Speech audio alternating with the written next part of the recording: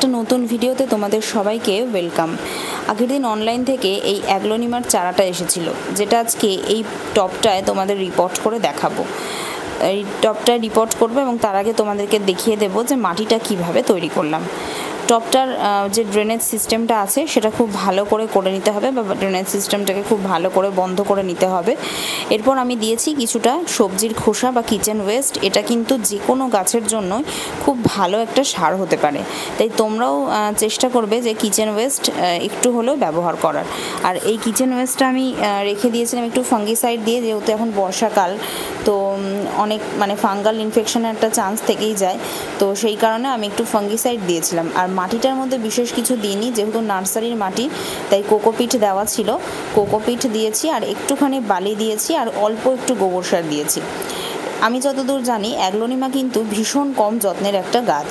এটাকে তোমরা 40 দিনে একবার গোবর সার দিলেই ওর, আর প্রতিদিন অল্প একটুখানি মাটি বুঝে জল দিলে, এবং একটু ছায়া জায়গা ওর পছন্দ, সেরকম একটু ছায়া জায়গায় রাখলেই ও কিন্তু সারভাইভ করে যেতে পারে, বা ও নিজেকে বাঁচিয়ে রাখতে সক্ষম হয়।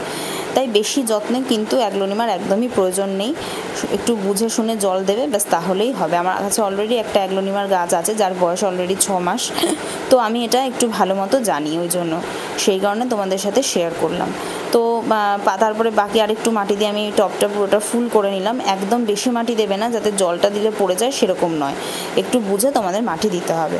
গাছ লাগানো হয়ে গেলে এবং এই গাছটাকে আমি মোটামুটি 4 থেকে 5 দিন ইনডিরেক্ট সানলাইটে রেখে দেবো, বা সেমি শেডে। একদম রোদে দিলে কিন্তু ওর পাতা নষ্ট হয়ে যায়, তো সেই কারণে একটুখানি কিন্তু শেডের মধ্যে রাখবো।